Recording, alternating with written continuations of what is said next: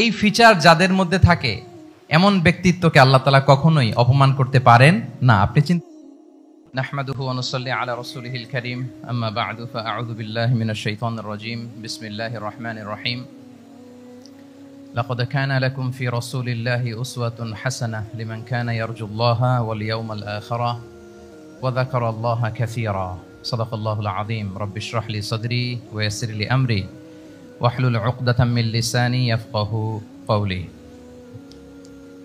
মিনার চট্টগ্রাম বিশ্ববিদ্যালয়ের আয়োজনে আজকের এই সিরাত প্রোগ্রামে আপনারা যারা উপস্থিত হয়েছেন তাদের সবাইকে জানাচ্ছি আন্তরিক শুভেচ্ছা এবং মোবারকবাদ। আহলান ওয়া সাহলান ওয়া মারহাবান বিকুম ফি হাযাল লিকা আত-তাইয়িব আল মুবারাক। আমরা শুরুতে আল্লাহ রাব্বুল ইজ্জা ওয়াল জালালের দরবারে শুকরিয়া জ্ঞাপন করছি, যিনি আমাদেরকে আজকের এই চমৎকার সন্ধ্যায় চট্টগ্রাম বিশ্ববিদ্যালয়ের সমাজ বিজ্ঞান অনুষদের এই চমৎকার অডিটোরিয়ামে আল্লাহ রাসূল সাল্লাল্লাহু আলাইহি ওয়া আলিহি ওয়াসাল্লামের পবিত্র সিরাত থেকে কিছু আলোচনা শুনবার জন্য আমাদেরকে একত্রিত হওয়ার সুযোগ করে দিয়েছেন। আমরা সবাই কালিমাতুশ শুকর পড়ে নিচ্ছি আলহামদুলিল্লাহ। আজকের এই চমৎকার সিরাত প্রোগ্রামে উপস্থিত আছেন চট্টগ্রাম বিশ্ববিদ্যালয়ের সম্মানিত প্রভিসি মহোদয়, বিভিন্ন অনুষদের সম্মানিত ডিন মহোদয়, head of the departments, professors, ডিগনেটারিজ এবং আমার প্রিয় শিক্ষার্থী ভাই এবং বন্ধুরা, প্রিয় ভাইয়েরা এবং বোনেরা, আমি সবাইকে আবারও আন্তরিক শুভেচ্ছা জানিয়ে শুরু করছি। এখানে অনেক বিদগ্ধ স্কলার্স যারা বেসিকলি আমার উস্তাদ সমতুল্য স্টেজে এবং অডিয়েন্সের সারিতে বসে আছেন। আমি আলোচনা না করে স্যাররা যদি আলোচনা করতেন, সেটা যদি আমি শুনতে পারতাম, হয়তো আমি অনেক কিছু শেখার সুযোগ আমার হতো।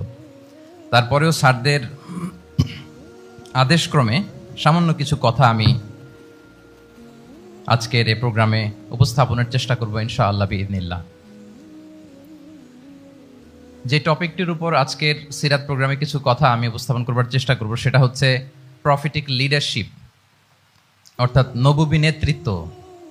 আল্লাহ রাসূল সাল্লাল্লাহু আলাইহি ওয়াসাল্লামের নেতৃত্বের ধরন কেমন ছিল, কৌশলগুলো কেমন ছিল, স্ট্র্যাটেজি কেমন ছিল, রূপরেখা কেমন ছিল, এবং সেখান থেকে লেসন নিয়ে বর্তমান নেতৃত্বকে আমরা কিভাবে আরো ডেভেলপ করতে পারি, ইমপ্রুভ করতে পারি, এ নিয়ে সামান্য কিছু কথা আজকের এই প্রোগ্রামে আমি উপস্থাপন করার চেষ্টা করব ইনশাআল্লাহ বিইذنিল্লাহ।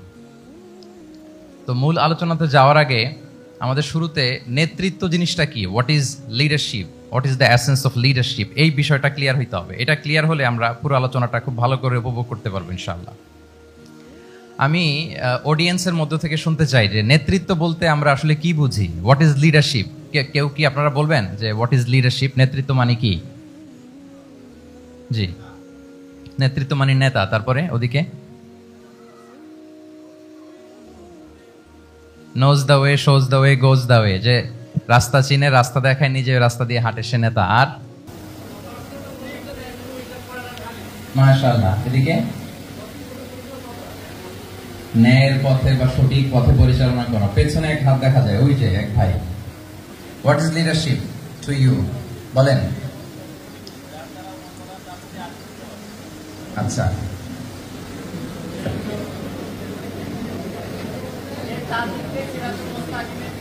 সিরাতুল মুস্তাকিমের দিকে নিয়ে যেতে হবে। আর combining here and hereafter, দুনিয়া এবং আখিরাত দুইটাকে কম্বাইন করতে হবে। ঠিক আছে, অনেক সুন্দর সুন্দর কথা আসছে, সামহাউ কানেক্টেড এগুলো লিডারশিপের সাথে। কিন্তু লিডারশিপ বলতে বেসিকলি যেটা বুঝায়, বা আমি যেটা বুঝি, লিডারশিপ মানে অন্যকে প্রভাবিত করবার ক্ষমতা, এটাই হচ্ছে মূলত লিডারশিপ। নেতৃত্ব মানে আপনার যদি অন্যকে ইনফ্লুয়েন্স করার ক্ষমতা থাকে, আপনার যদি মানুষকে ম্যানেজ করার ক্ষমতা থাকে, প্রভাবিত করবার ক্ষমতা থাকে, এটাই basically leadership. If you can influence people then you are a leader, সাধারণত এইটাই। তারপর অন্যান্য যেগুলো আসলো, knows the way, shows the way, goes the way, এগুলো অনেক স্কলাররা বলেছেন। তাহলে প্রথম কথা হচ্ছে, যদি আমরা অন্যকে প্রভাবিত করতে পারি তাহলে বাই ডিফল্ট আমি নেতা হয়ে উঠি। আই রিপিট, আমি আবারও বলছি, যদি অন্যদেরকে আমরা প্রভাবিত করবার ক্ষমতা রাখি, ইনফ্লুয়েন্স করবার ক্ষমতা রাখি, তাহলে বাই ডিফল্ট আমরা কি হয়ে উঠি? নেতা হয়ে উঠি। এটা হচ্ছে লিডারশিপের মূল সংজ্ঞা বা প্রকৃত কথা। লেটস সে ক্লাস শেষে একজন তার বন্ধুদেরকে বলল চল খেলতে যাই, তো কেউ কেউ রাজি, আবার অনেকে রাজি না। সে কনভিন্স করা শুরু করলো, ফাইনালি সে সবাইকে কনভিন্স করে খেলতে নিয়ে গেল, এই যে লিডার হয়ে গেছে। ক্লিয়ার হয়েছে না ব্যাপারটা? তাহলে বেসিক্যালি অন্যকে প্রভাবিত করবার যে ক্ষমতা, এটাই হচ্ছে কি লিডারশিপ। যদি আমরা অন্যকে প্রভাবিত করতে পারি, ইনফ্লুয়েন্স করতে পারি। আমাদের সমাজে কিংবা রাষ্ট্রে আমরা যে সমস্যাগুলো দেখি, এগুলো বেসিক্যালি পোর লিডারশিপের কারণে। Poor leadership, because of poor leadership. যদি যথাযোগ্য নেতৃত্ব আমরা তৈরি করতে পারতাম, যোগ্য নেতৃত্ব যদি আমরা হাজির করতে পারতাম, তাহলে এই সমস্যাগুলো থাকতো না। আমরা আল্লাহ রাসূল সাল্লাল্লাহু আলাইহি ওয়া আলিহি ওয়াসাল্লামের নেতৃত্বের গুণাবলীগুলো যদি, ওনার যে লিডারশিপ ট্রেডস, লিডারশিপ ফিচার্সগুলো আছে, এগুলো যদি আমরা খেয়াল করি, তাহলে দেখবো যে এগুলো দিয়ে তিনি পুরো একটা জাতি, একটা ভূখণ্ডের জীবনধারা পাল্টে দিয়েছিলেন, তাই না? তাহলে নেতৃত্বের দিক থেকে অ্যাজ এ লিডার তিনি কতটা সফল, এটা খুব ক্লিয়ার আমাদের কাছে। আমরা এখন দেখার চেষ্টা করব যে রাসূল সাল্লাল্লাহু আলাইহি ওয়াসাল্লামের লিডারশিপটা আসলে কোন ধরনের লিডারশিপ ছিল, কোন ধরনের নেতৃত্ব ছিল, এবং সেখান থেকে বর্তমান সময়ে আমরা কি করে যুগোপযোগী নেতৃত্ব তৈরি করতে পারি। প্রথম যেটা বলতে হবে সেটা হচ্ছে আল্লাহ রাসূল সাল্লাল্লাহু আলাইহি ওয়া আলিহি ওয়াসাল্লামের নেতৃত্বটা ছিল সার্ভেন্ট লিডারশিপ। সার্ভেন্ট লিডারশিপ মানে হচ্ছে কাজের মধ্য দিয়ে নেতা হওয়া। বেসিক্যালি আপনি যখন মানুষের কাজে লাগবেন বা কাজে আসবেন, তখনই আপনি নেতা। যদি আপনাকে সমাজে কোনো কাজে না লাগে, সমাজে যদি আপনি রেলেভেন্ট হতে না পারেন, কাউকে সাপোর্ট করতে না পারেন, গাইড করতে না পারেন, তাহলে তো নেতা হয়ে ওঠা আপনার পক্ষে সম্ভব হবে না। তাহলে যদি কাজে লাগা যায় মানুষের, আপনি যদি কাজে লাগেন, আপনি যদি মানুষের উপকারে আসেন, তাহলে by default you are a leader. If you are society oriented, if you are people oriented, if you are service oriented, by default you are a leader. আমরা যদি আল্লাহ রাসূল সাল্লাল্লাহু আলাইহি ওয়া আলিহি ওয়াসাল্লামের জীবনের দিকে একটু খেয়াল করি, তাহলে দেখবো যে নবী হওয়ার আগেও কিন্তু আল্লাহ রাসূল সাল্লাল্লাহু আলাইহি ওয়াসাল্লামের এই ক্যারেক্টারিস্টিক্স গুলো ছিল, এই ফিচারগুলো ছিল। উনি মানুষের অনেক কাজে এসেছেন, তিনি মানুষকে সাপোর্ট করতেন, বিপদে তাদের পাশে দাঁড়াতেন, তাই না? তিনি তো অফিসিয়ালি 40 বছর বয়সে নবী হলেন, যদিও আল্লাহর এলেমে তিনি অনেক আগে থেকেই নবী। কিন্তু দুনিয়াতে আল্লাহ রাসূল সাল্লাল্লাহু আলাইহি ওয়াসাল্লাম যখন 40 বছর বয়সে উপনীত হলেন, তখনই তো হেরা গুহায় নাজিল হলো, ইকরা বিসমি রাব্বিকাল্লাযী খালাক, read in the name of your lord who has created. এই যে 5টা আয়াত নাজিল হলো, উনি নিয়ে আসলেন, কাঁপতে লাগলেন। খাদিজা রাদিয়াল্লাহু তাআলা আনহার কাছে বললেন যে মনে হয় আমি মারা যাব, আমাকে কম্বল চাপা দাও, আমার ভয় লাগছে, আমি কাঁপছি। তখন খাদিজা রাদিয়াল্লাহু তাআলা আনহা ওনাকে আশ্বস্ত করলেন, ওয়াল্লাহি লা ইউখজিকাল্লাহু আবাদা, আপনি ভয় পাবেন না, আল্লাহ আপনাকে অপদস্থ করবেন না। ইন্নাকা লা তাসিলুর রাহিমা ওয়া তাসদুকুল হাদিসা, নিশ্চয় আপনি আত্মীয়তার সম্পর্ককে বজায় রাখেন, আপনি সবসময় সত্য কথা বলেন। ওয়া তাহমিলুল কাল্লা, আপনি মানুষের বোঝা বয়ে দেন। ওয়া তাকসিবুল মা'দুমা, যার উপার্জন করার কোনো সক্ষমতা নেই তার জন্য আপনি উপার্জন করেন, তাকে আপনি ফিনান্সিয়াল সাপোর্ট করেন। ওয়া তাকরিউদ দাইফা, আপনি মেহমানকে খাওয়ান। ওয়া তুঈনু আলা নাওয়াইবিল হক, সত্য যেখানে বিপন্ন সেখানে আপনি সত্যের বীর সেনানী হয়ে দাঁড়িয়ে যান। তো এই ফিচার যাদের মধ্যে থাকে, এমন ব্যক্তিত্বকে আল্লাহ তাআলা কখনোই অপমান করতে পারেন না। আপনি চিন্তিত হবেন না, ডোন্ট ওয়ারি অ্যাবাউট ইট, কোনো ভয় নাই, কোনো চিন্তা নাই, আপনি আশ্বস্ত হন। তাহলে দেখেন, এই যে 6টা গুণের কথা খাদিজা রাদিয়াল্লাহু তাআলা আনহা বললেন, এগুলো কিন্তু রাসূল সাল্লাল্লাহু আলাইহি ওয়াসাল্লাম নবী হওয়ার আগের গুণ। অর্থাৎ 40 বছর বয়সে তিনি উপনীত হওয়ার আগেই ওনার এই অভ্যেস ছিল যে উনি অন্যের বোঝা বইয়ে দিতে হেল্প করতেন, মানুষকে সাপোর্ট করতেন। যার উপার্জন করার সুযোগ নাই, ক্ষমতা নাই, তাকে তিনি উপার্জন করে দিতেন, মানে তাকে ফিনান্সিয়ালি সাপোর্ট করতেন, মেহমান খাওয়াতেন। তার মানে নবী হওয়ার আগেই উনি জনকল্যাণমূলক কাজে নিজেকে সম্পৃক্ত রেখেছেন। মানুষকে তিনি সাপোর্ট করতেন, মানুষকে হেল্প করতেন, উনি মানুষের কাজে লাগতেন। আর যে মানুষের কাজে লাগে, মানুষের উপকারে আসে, জনকল্যাণমূলক কাজে নিজেকে সম্পৃক্ত রাখে, বাই ডিফল্ট সে নেতা, বাই ডিফল্ট সে কি নেতা হয়ে যায়। তাহলে two serve before to lead, নেতৃত্ব এটা আসলে পজিশনের সাথে সম্পৃক্ত না, ইটস অল অ্যাবাউট ইনফ্লুয়েন্স। আপনার বাবা নেতা ছিল, আপনি ছেলে, তো আপনি নেতা, এটাকে নেতৃত্ব বলে না। আপনি যদি মানুষকে প্রভাবিত করবার ক্ষমতা হাসিল করেন, মানুষের কাজে আসেন, আপনাকে যদি সমাজে কাজে লাগে, আপনি মানুষকে সাপোর্ট করেন, তখন আপনি নেতা হয়ে ওঠেন। তাহলে রাসূল সাল্লাল্লাহু আলাইহি ওয়াসাল্লামের লিডারশিপটা যদি বুঝতে হয়, প্রথম কথা হচ্ছে ওনার লিডারশিপের প্যাটার্নটা ছিল সার্ভেন্ট লিডারশিপ, মানে সার্ভিস দেওয়ার মধ্য দিয়ে উনি নেতা বনে গেছেন। নবী হওয়ার আগেই ওনার মধ্যে এই ট্রেড ছিল, উনি মানুষকে সার্ভিস দিতেন। আরবিতেও একটা কথা আছে, সাইয়্যিদুল কওমি খাদিমুহুম, মানে যিনি সমাজের নেতা তিনি হবে সমাজের সবচেয়ে বড় খাদেম। যিনি নেতা হবেন তিনি সমাজের সবচেয়ে বড় কি হবেন? খাদেম হবেন। তাহলে রাসূলুল্লাহ সাল্লাল্লাহু আলাইহি ওয়া আলিহি ওয়াসাল্লামের লিডারশিপটা ছিল সার্ভেন্ট লিডারশিপ। আমি টোটাল যদি সময় আমাকে পারমিট করে বসার যে সিটিং ক্যাপাসিটি তার চেয়ে শ্রোতা মাশাআল্লাহ অনেক বেশি, সাফোকেটিং হচ্ছে। যদি আপনারা অধৈর্য না হয়ে যান, মোট 12টা পয়েন্ট আলোচনা করবার চেষ্টা করবেন ইনশাআল্লাহ বিইذنিল্লাহ। তাহলে প্রথম পয়েন্টটা হচ্ছে, আমি আবার মাঝে মাঝে একটু জিজ্ঞেস করব, দেখবো যে আছেন কিনা আমার সাথে। প্রথম পয়েন্টটা কি? এই তো বলতে পারছে একজন। সবাই বলি প্রথম পয়েন্টটা কি? Servant leadership. মানে to serve before to lead. নেতা হওয়ার আগে খাদেম হইতে হবে। কি হইতে হবে? খাদেম হইতে পারলে আপনি বাই ডিফল্ট কি? নেতা। তাহলে আল্লাহ রাসূল সাল্লাল্লাহু আলাইহি ওয়া আলিহি ওয়াসাল্লামের নেতৃত্বের প্রথম কথা হচ্ছে ওনার লিডারশিপ প্যাটার্নটা ছিল সার্ভেন্ট লিডারশিপ। এটা হচ্ছে নাম্বার 1। 2 নাম্বার কথা হচ্ছে নেতৃত্বের জন্য যেটা লাগে সেটা হচ্ছে কম্পিটেন্স। কিছু কম্পিটেন্স লাগে। এর মধ্যে অন্যতম কম্পিটেন্স হচ্ছে এলোকুয়েন্স, বাগ্মিতা, বক্তব্যের পারঙ্গমতা। এটা লাগে। মানে যিনি নেতা হবেন তিনি কথা বলতে জানতে হবে, কথা বলতে পারতে হবে। এবার বলেন তো আল্লাহ রাসূল সাল্লাল্লাহু আলাইহি ওয়াসাল্লামের এই কোয়ালিটিটা ছিল কি ছিল না? অসাধারণ কমিউনিকেশন স্কিল ছিল আল্লাহ রাসূল সাল্লাল্লাহু আলাইহি ওয়াসাল্লামের। এবং ওনার পাবলিক স্পিকিং এর যে কি দক্ষতা, আমরা ওনার বিভিন্ন বক্তব্যে, ওনার জুমার খুতবায়, ওনার বিভিন্ন আলোচনায়, বক্তব্যগুলো থেকে আমরা বুঝতে পারি। তাহলে নেতা হইতে হলে তার এলোকুয়েন্স লাগে, বাগ্মিতা লাগে। একজন মানুষ সর্বপ্রথম কোন জিনিসের প্রেমে পড়ে জানেন? কথার প্রেমে পড়ে। কিসের? কথার প্রেমে পড়ে। কথার ধরন, কণ্ঠস্বর, তার অ্যাটিটিউড, তার শব্দের জাদু, এটা মানুষের হৃদয়কে জয় করে ফেলে। আল্লাহ রাসূল সাল্লাল্লাহু আলাইহি ওয়া আলিহি ওয়াসাল্লাম তিনি নিজেও বলেছেন, ওয়া ইন্না মিনাল বায়ানি লা সিহরা। কিছু কিছু বক্তব্যের মধ্যে জাদু আছে। তো রাসূল সাল্লাল্লাহু আলাইহি ওয়াসাল্লামের এই এলোকুয়েন্স ছিল। এলোকুয়েন্স, তিনি বলতেন উতিতু জাওয়ামিউল কালিম। আল্লাহ তাআলা আমাকে সর্বমর্ম বাচন ভঙ্গির অধিকারী করেছেন। মানে উনি যেটা বলতেন এটা ছিল very precise in wording but comprehensive in meaning. Precise in wording, শব্দের বিবেচনা এটা খুবই precise and clear, but comprehensive in meaning. এটার যে দোতনা, এটার যে appeal to the heart of the people, to the heart of the listener, এটা অসাধারণ। মানুষের হৃদয়কে জয় করে ফেলতো। আল্লাহু আকবার। তাহলে নেতা হইতে হইলে তার কমিউনিকেশন স্কিল লাগবে। কি বলেন? লাগবে? এখন নেতা আসছে, উনি বক্তব্য করতে পারতেছে না, তাহলে কি নেতা হইতে পারবে? পারবে না। তাহলে পাবলিক স্পিকিং, কমিউনিকেশন স্কিল, এটা ইটস এ মাস্ট। এটা নেতার লাগবে। যেমনটি রাসূলুল্লাহ সাল্লাল্লাহু আলাইহি ওয়া আলিহি ওয়াসাল্লামের ছিল। উনি সর্বমর্ম বাচন ভঙ্গির অধিকারী ছিলেন। বলতেন কম, কিন্তু এটার অ্যাপিল ছিল অনেক বেশি। এটার ব্যাখ্যা হয়ে যেত অনেক।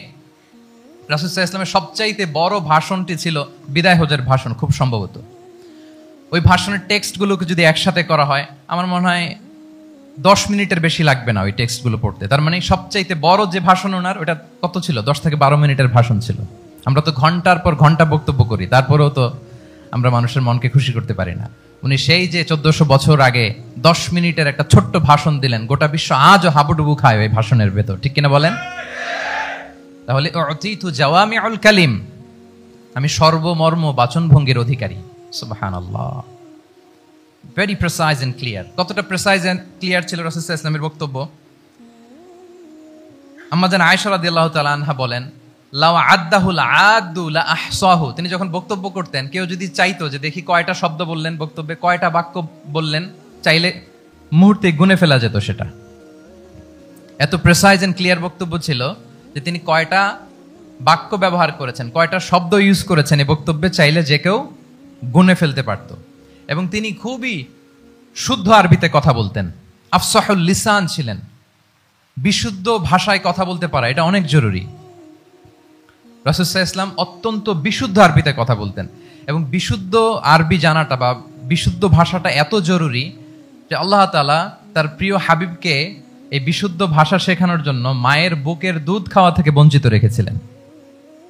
রিপিট, আমি আবারও বলছি, বিশুদ্ধ ভাষাটা এত জরুরি যে আল্লাহ তাআলা তার প্রিয় হাবিবকে মায়ের বুকের দুধ থেকে বঞ্চিত রেখেছেন শুধু বিশুদ্ধ ভাষার জন্য। তিনি কিন্তু মায়ের বুকের দুধ খেতে পারেন নাই। হালিমাতুস সাদিয়ার সাথে সেই বনু সাদ গোত্রে চলে গিয়েছেন, সেখানে ছিলেন।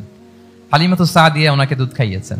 এরপরে যখন মরুভূমির চমৎকার পরিবেশে একেবারে বিশুদ্ধ আরবি তিনি শিখেছেন, আবার শিশু মুহাম্মদ সাল্লাল্লাহু আলাইহি ওয়াসাল্লামকে তিনি তার মায়ের কাছে ফিরিয়ে দিয়েছেন। তাহলে চিন্তা করে দেখেন যে বিশুদ্ধ ভাষার জন্য মায়ের বুকের দুধকে স্যাক্রিফাইস করা হয়েছে। আল্লাহু আকবার।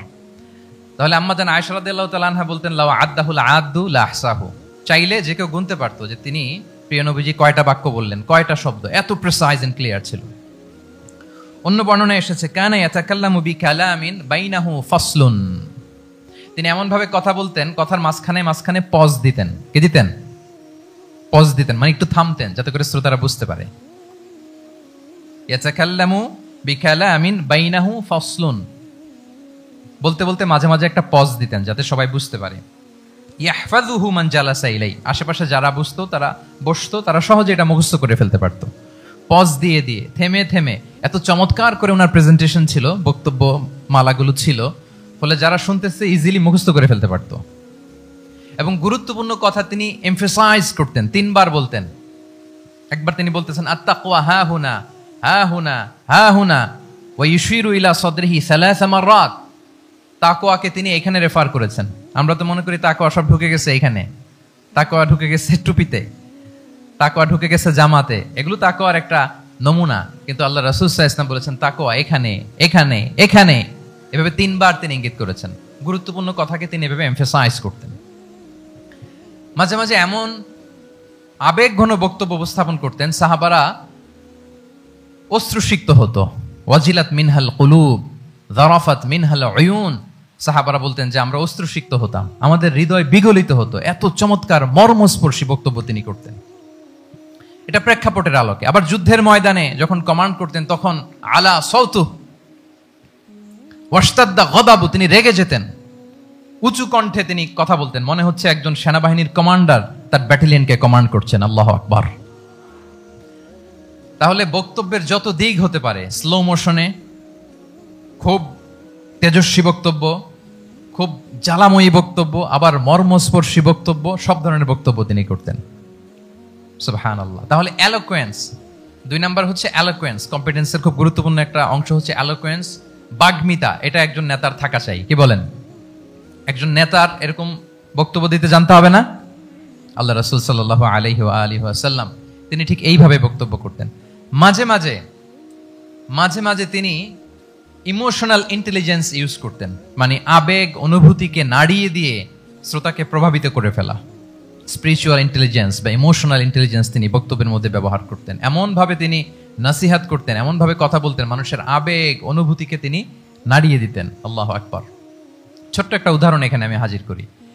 আপনারা হুনাইনের যুদ্ধের কথা নিশ্চয়ই শুনেছেন। কত হিজরিতে হয়েছিল? হ্যাঁ, আজকে তো অনেক পুরস্কার বিজয়ীদেরকে দেখলাম আমরা, মাশাআল্লাহ। কত?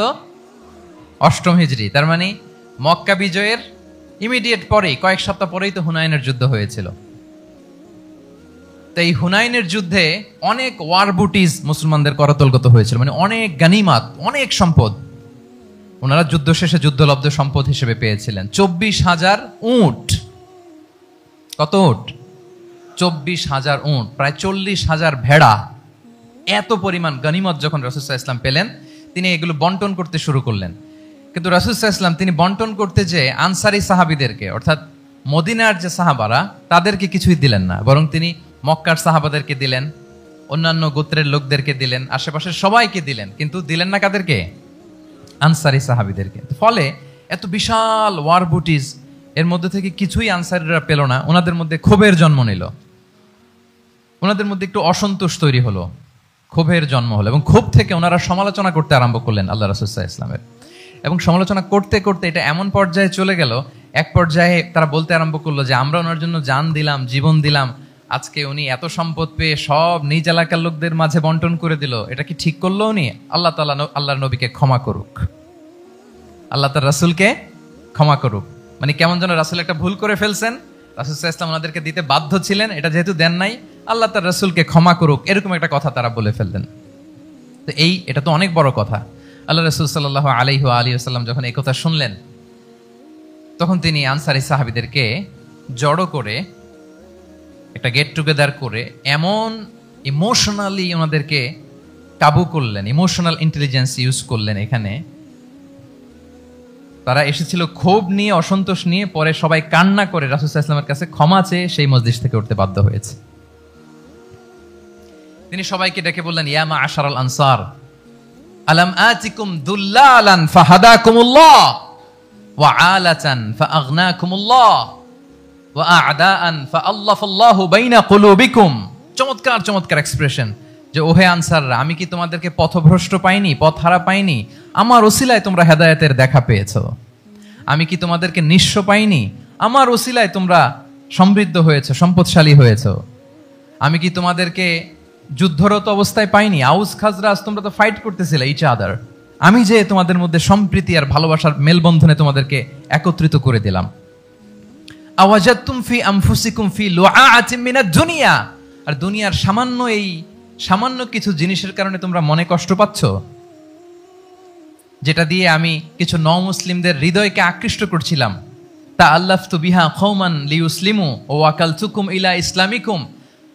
আমি কিছু নও-মুসলিমদেরকে এগুলো দিয়ে তাদের হৃদয়টাকে ইসলামের প্রতি আরো অ্যাট্রাক্টেড করতেছিলাম, আর তোমাদেরকে তোমাদের ইসলামের উপরই আমি ছেড়ে দিয়েছি। আমি জানি আমার আনসাররা, তাদের হৃদয়ে যে ইসলাম আছে এটাই তাদের জন্য যথেষ্ট।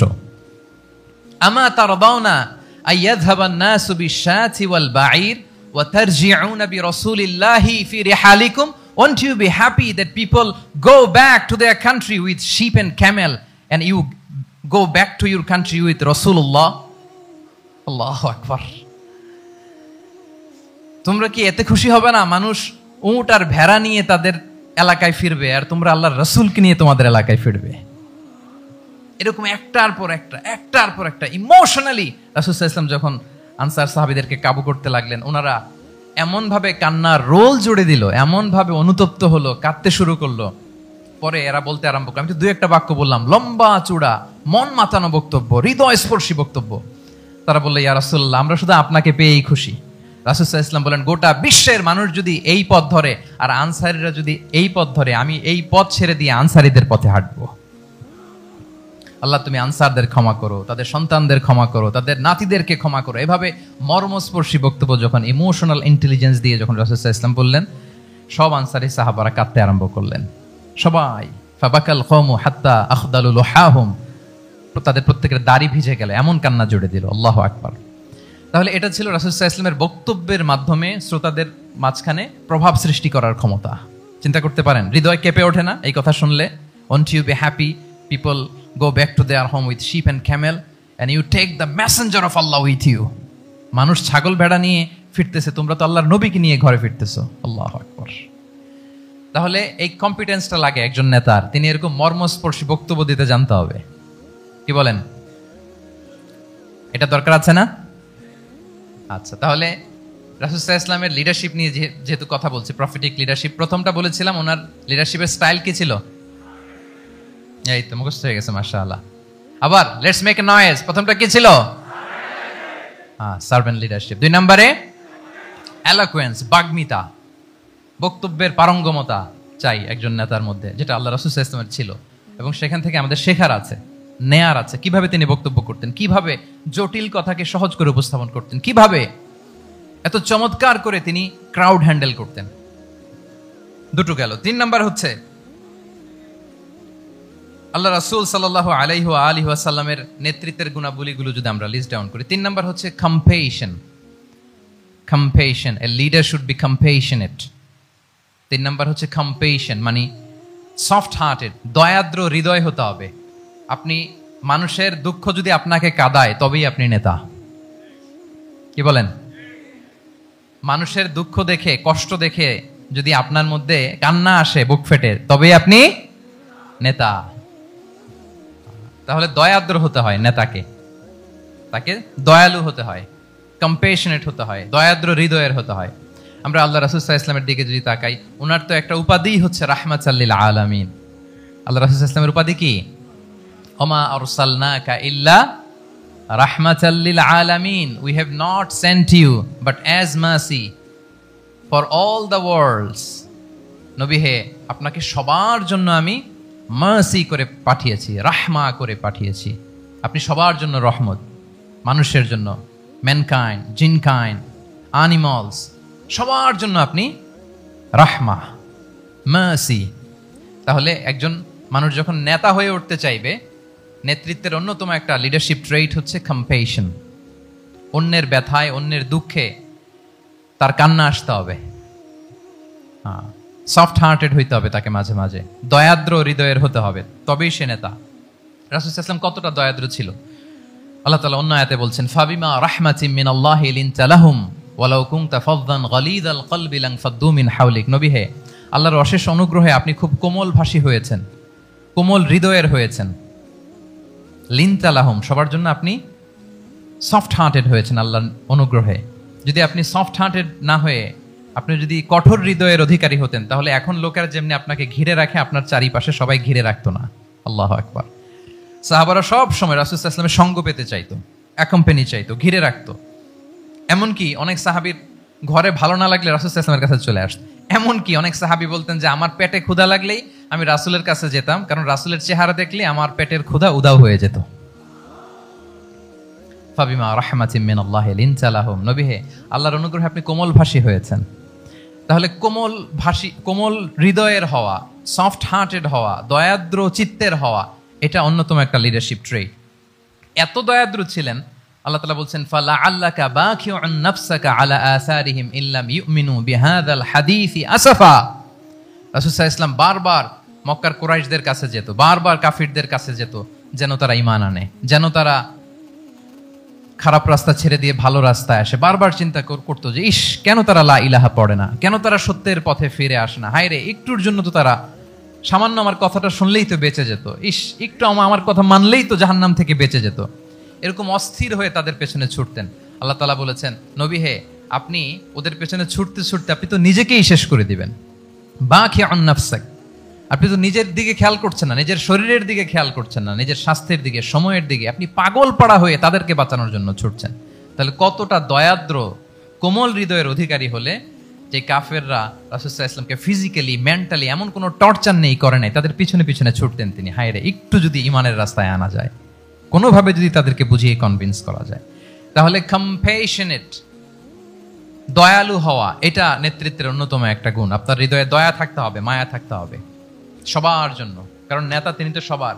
লেটস সে বাংলাদেশের যিনি প্রধানমন্ত্রী হবেন, আরো রেলেভেন্ট হয়ে যাচ্ছে এখন কথা, সামনে তো নির্বাচন আসতেছে, সো কেউ না কেউ তো প্রধানমন্ত্রী হবে। তো উনি যখন প্রধানমন্ত্রী হবে, ধরেন উনি কি শুধু ওনার দলের প্রধানমন্ত্রী হবেন? তাহলে উনি 18 কোটি মানুষের প্রধানমন্ত্রী হবেন, ঠিক কিনা বলেন? তাহলে সবার জন্য ওনার হৃদয়ে দয়া, ভালোবাসা, এটা থাকার দরকার আছে না নাই? তিনি সবার প্রতি কোমল হৃদয়ের হইতে হবে, দয়াদ্র হইতে হবে। প্রধানমন্ত্রী উনি শুধু নিজ দলের প্রধানমন্ত্রী নন, 18 কোটি মানুষের প্রধানমন্ত্রী। তাহলে সফট হার্টেড হইতে হবে। রাসূল সাল্লাল্লাহু আলাইহি ওয়াসাল্লামের মধ্যে এটা ছিল। সবসময় তিনি মাজলুমদের পাশে থাকতেন। আপনারা হিলফুল ফুজুলের কথা জানেন। ওনার বয়স যখন 35, ইয়ামানের এক ব্যবসায়ী আসছিল মক্কায় ব্যবসা করতে। পণ্য বিক্রির পরে আস ইবনে ওয়াইল নামে এক দুষ্ট জালেম, সে পণ্য নিয়ে বলে, আমরা এই এলাকার লোক, আমরা দাম দিব না, কি করতে পারো করো। এই লোক কান্না জুড়ে দিল। তার কান্না দেখে রাসূল সাল্লাল্লাহু আলাইহি ওয়াসাল্লামের হৃদয়ে দয়া হলো। তিনি ওনার চাচা জুবাইর ইবনে আব্দুল মুত্তালিব সহ ওনার মতো যারা ইয়াং স্টার আছে সবাইকে নিয়ে একটা সংঘ করলেন। এটাই তো হালাফুল ফুদুল, মূলত নাম হচ্ছে হালাফুল মুত্তাইয়িবিন। জাহিলি যুগে ওনাদের প্রথা ছিল, কোনো একটা ভালো কাজে কেউ যখন এক হতো, রং ভর্তি বালতির ভেতরে হাত ঢুকিয়ে তারা পাথরের মধ্যে ওই হাতের ছাপ দিত, সবাই ওইখানে ছাপ দিত। ফলে কাইন্ড অফ কভেনেন্ট, এটা একটা চুক্তির মতো, যে আমরা চুক্তিবদ্ধ হলাম, এগ্রিমেন্ট করলাম যে আমরা সবাই এক। রাসূল সাল্লাল্লাহু আলাইহি ওয়াসাল্লাম ওনার মতো ইয়াংস্টারদেরকে নিয়ে এই হালাফুল মুত্তাইয়িবিন বা হালাফুল ফুদুল করেছেন। এবং এটার মূল কথা ছিল, মূল স্লোগান ছিল, নাহনু মাআল মাজলুম দিদ্দা যালিম, আমরা সবসময় মাজলুমের পক্ষে থাকবো, জালিমের বিপক্ষে। এটা ছিল হিলফুল ফুজুলের কি মূল শিক্ষা। এভাবে সব সময় তিনি মাজলুমদের সাথে ছিলেন। শ্রমিক সাহাবীদেরকে বড্ড ভালোবাসতেন, শ্রমজীবীদেরকে বড্ড ভালোবাসতেন।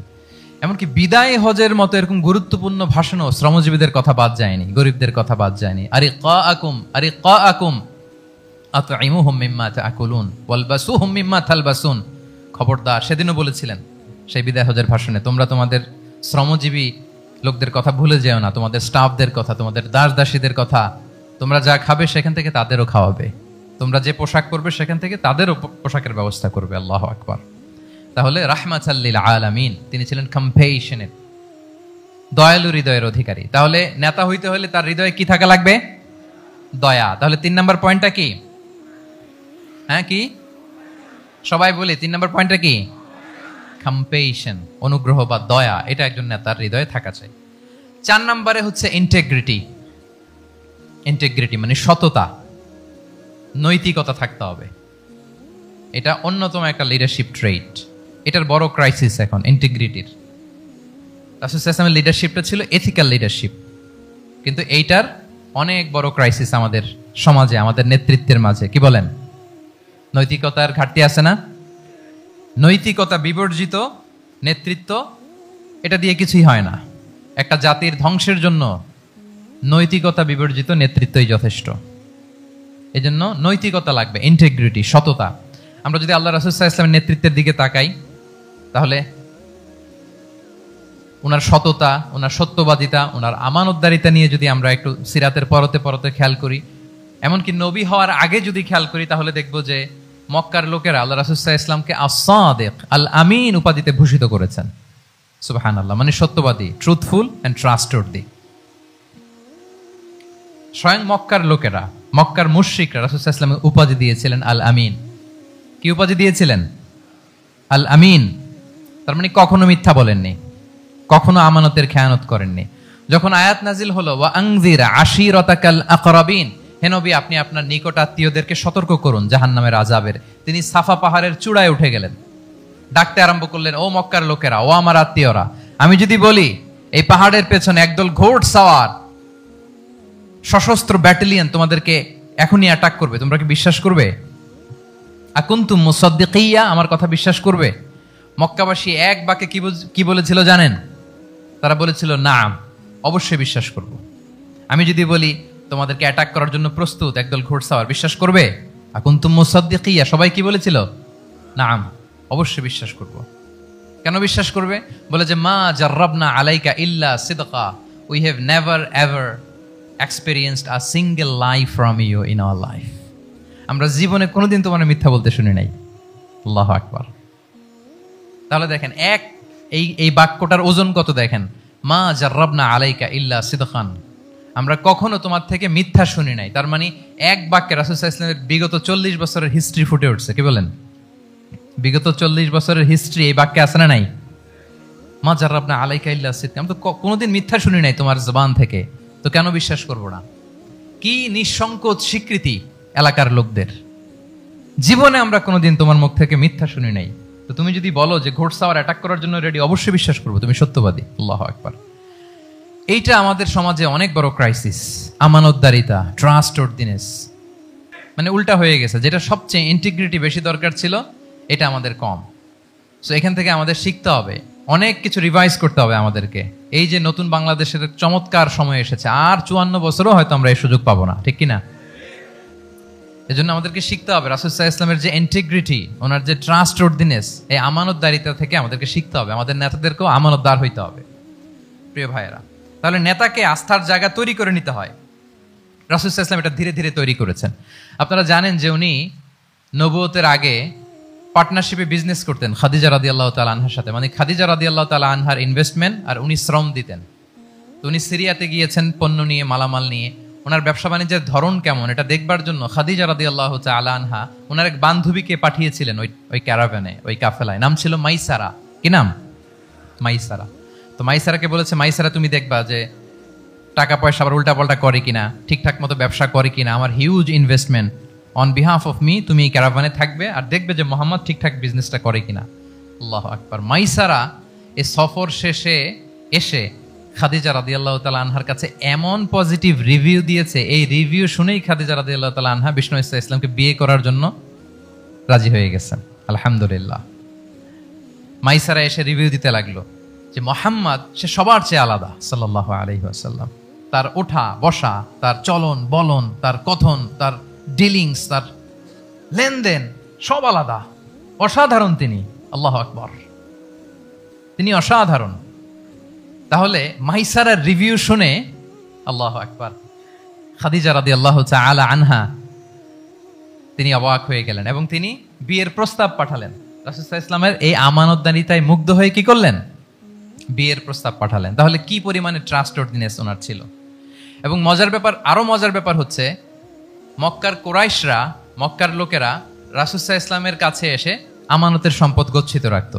আবু জাহেলের কাছে রাখতো না, উতবা, শাইবা, ওয়ালিদ ইবনে মুগিরা কারো কাছে রাখতো না। খেয়াল করে দেখেন, দল করে আবু জাহেলের, দল করে কার, কিন্তু আমানত রাখে কার বাসায়? কি অবাক করা কাণ্ড না?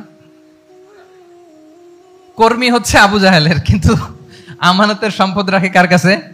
মুহাম্মদ সাল্লাল্লাহু আলাইহি ওয়াসাল্লামের বাসায়। রাসূল সাল্লাল্লাহু আলাইহি ওয়াসাল্লাম যেদিন হিজরত করবেন, উনি সাইয়েদনা আলী রাদিয়াল্লাহু তাআলা আনহুকে অ্যাসাইন করে গিয়েছেন যে আলী, তুমি থাকো, তুমি কয়েকদিন পরে মদিনায় হিজরতে যাবা, আমার কাছে যত আমানতের সম্পদ আছে এগুলো তুমি আগে বিলি করে তারপরে যাবে। রাসূল সাল্লাল্লাহু আবু বকর রাদিয়াল্লাহু তাআলা আনহুকে নিয়ে চলে গেলেন। আলী রাদিয়াল্লাহু তাআলা আনহুর টানা 3 দিন লেগেছে যে ডেপোজিটগুলো রাসূল সাল্লাল্লাহু আলাইহি ওয়াসাল্লামের কাছে ছিল, আমানতের যে জিনিসগুলো ছিল এগুলো বন্টন করতে সাইয়েদনা আলী রাদিয়াল্লাহু তাআলা আনহু 3 দিন সময় নিয়েছেন। 3 দিন। এত পরিমাণ আমানতের সম্পদ রাসূল সাল্লাল্লাহু আলাইহি ওয়াসাল্লামের কাছে ছিল। আল্লাহু আকবার। তাহলে এই আমানতদারিতা, সততা, অনেস্টি, ট্রাস্টওয়ার্দিনেস, এটা অনেক জরুরি নেতৃত্বের জন্য। নেতা হতে চাইলে তাকে আমানতদার হইতে হবে। যদি একজন ট্রু লিডার কেউ হতে চায়, তার মধ্যে আমানতদারিতা চাই। কি চাই? আমানতদার। তাহলে ইন্টিগ্রিটি। 4 নাম্বার পয়েন্ট কি ছিল? ইন্টিগ্রিটি। আপনারা বোরিং হচ্ছেন না তো? কষ্ট হচ্ছে? আচ্ছা, 5 নাম্বারে হচ্ছে good interaction with followers. Good interaction with followers মানে নেতার তার ফলোয়ারের সাথে কি লাগবে? ভালো ইন্টারেকশন লাগবে, সুন্দর একটা সম্পর্ক লাগবে, ভালো বোঝাপড়া চাই। একজন ভালো নেতৃত্বের বৈশিষ্ট্য হচ্ছে নেতা তার ফলোয়ারের সাথে কি করবে? ইন্টারেক্ট করবে। এখানেই বস আর লিডারের মধ্যে পার্থক্য। বস কি করে? খালি হুকুম, অর্ডার করে শুধু। বসের কাজ হচ্ছে এই ডুজ এন্ড ডোন্টস বলে দেয়, এইটা করা যাবে, ওইটা করা যাবে, মানে অর্ডার করে, ডিরেক্ট করে। কিন্তু লিডার কি করে? গাইড করে, মেন্টরিং করে, ইন্সপায়ার করে, মোটিভেট করে। So here is the difference between leader and boss. তাহলে বসই হওয়া যাবে না। নেতা হইতে চাইলে বসই হওয়া যাবে না। You have to interact with your followers. আপনার ফলোয়ারের সাথে ইন্টারাকশন লাগবে, তবেই আপনি নেতা। আমরা দেখি রাসূল সাল্লাল্লাহু আলাইহি ওয়াসাল্লামের কেমন ইন্টারাকশন ছিল। রাসূল সাল্লাল্লাহু আলাইহি ওয়াসাল্লাম যে কোনো বড় ডিসিশনে সাহাবাদের সাথে কনসালটেশন করতেন, পরামর্শ করতেন, তারপরে সিদ্ধান্ত নিতেন। ওয়াশাবিরহুম ফিল আমর, এই আয়াতের ভিত্তিতে তিনি সবার সাথে কি করে নিতেন? সাহাবাদের সাথে পরামর্শ করে নিতেন। আপনারা দ্বিতীয় হিজরির যে বদরের যুদ্ধের কথা জানেন। বদরের প্রান্তরটা মদিনা থেকে প্রায় 130 কিলো দক্ষিণ পশ্চিমে। তো ওখানে গেলেন মদিনা থেকে। তিনি যাওয়ার পরে এক জায়গায় তিনি সেনা ক্যাম্প স্থাপন করলেন। স্থাপন করার পরে হাব্বাব ইবনুল মুনজির রাদিয়াল্লাহু তাআলা আনহু তিনি জিজ্ঞেস করলেন, ইয়া রাসূলুল্লাহ, এই যে আপনি এই জায়গায় বদরের প্রান্তরে সেনা শিবির স্থাপন করলেন, সেনা ক্যাম্প স্থাপন করলেন, এটা কি আল্লাহর দেখিয়ে দেয়া কোনো জায়গা নাকি আপনার ইচ্ছায়? তিনি বললেন, আমানজিলান আনসালাকাল্লাহু লাইসা লানা আন নাতাকদ্দামাহু ওয়ালা নাতাআখারা আনহু। এটা কি একেবারে ফিক্সড আল্লাহর পক্ষ থেকে ওহী যে এখানেই সেনা শিবির স্থাপন করতে হবে, নাকি আমহু আর রা'ই ওয়াল হারবু ওয়াল মাকিদা, নাকি এটা যুদ্ধের কৌশল হিসেবে আপনি নিজ থেকে করেছেন? রাসূল সাল্লাল্লাহু আলাইহি ওয়াসাল্লাম বললেন, না, এটা কোনো ওহী না। আমার কাছে মনে হয়েছে, আমার যে অ্যানালিসিস, আমার মনে হয়েছে বদরের যুদ্ধে এখানেই আমাদের পজিশনিংটা হইলে ভালো হয়।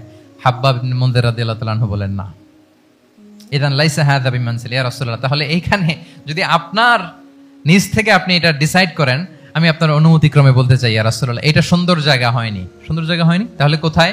হাব্বাব বললেন, ওইখানে, ওই যে বদরের একটা কুয়া আছে, এখানে পানির সোর্স আছে। আমরা যদি ওইখানে একটা ব্লকেট দিয়ে দাঁড়াতে পারি, তাহলে কুরাইশরা এসে আর পানি খেতে পারবে না। ওরা পানি না খেয়েই মরবে, যুদ্ধেও মরবে, পানির অভাবেও মরবে। আল্লাহু আকবার। এক মুহূর্ত দেরি করলেন না রাসূল সাল্লাল্লাহু আলাইহি ওয়াসাল্লাম। এই অপিনিয়ন পাওয়ার সাথে সাথেই বললেন, এই সেনা ক্যাম্প এখান থেকে উঠে হাব্বাব যেখানে বলেছে ওইখানে যে সেনা শিবির স্থাপন করো। 1 সেকেন্ডও দেরি করেন নাই। তাহলে কোনো ইগোইস্টিক ঝামেলা ছিল না, ভেরি অ্যাকোমোডেটিভ ছিলেন রাসূল সাল্লাল্লাহু আলাইহি ওয়াসাল্লাম। আমরা অনেক সময় নতুন কোনো কথা শুনলে, কোনো রিফর্ম শুনলে, শ্রোতাদের মধ্যে থেকে কিছু একটা শুনলে আটকে উঠি, চেঞ্জ করতে চাই না, রিজিড হয়ে থাকে। এই রিজিডিটি রাসূল সাল্লাল্লাহু আলাইহি ওয়াসাল্লামের মধ্যে ছিল না। ভেরি অ্যাকোমোডেটিভ ছিলেন, ইজিলি ওপেন আপ করতে পারতেন। মুহূর্তেই বলেন, ঠিক আছে, আমি যেখানে করেছি আসলে ঠিক হয় না। হাব্বাব যেখানে বলেছে সবাই ওখানে যে সেনা ক্যাম্প স্থাপন করো। আল্লাহু আকবার। উনি চাইলে বলতে পারতেন, এই হাব্বাব, তুমি কি আমার চেয়ে বেশি বুঝো? আমি তো নবী, তুমি আমার উম্মাহ, আমার কাছে ওহী আসে। কোনো ধরনের আর্গুমেন্টে না যে সরাসরি রাসূল সাল্লাল্লাহু আলাইহি ওয়াসাল্লাম এটাকে মেনে নিলেন। আল্লাহু আকবার। তাহলে এই যে ইন্টারাকশন দেখেন, কত চমৎকার ইন্টারাকশন ছিল সাহাবীদের সাথে রাসূলুল্লাহ সাল্লাল্লাহু আলাইহি ওয়া আলিহি ওয়াসাল্লাম। তাহলে good interaction with your followers এটা জরুরি।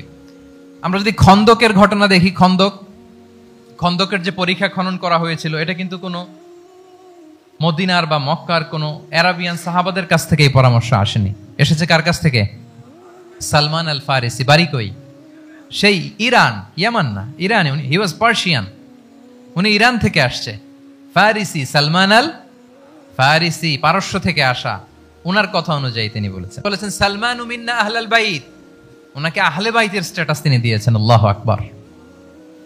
তাহলে ইজিলি তিনি সাহাবীদের কাছ থেকে চমৎকার অপিনিয়ন আসলে সেটাকে পিক করতেন এবং তাদের সাথে চমৎকার ইন্টারাকশন ছিল।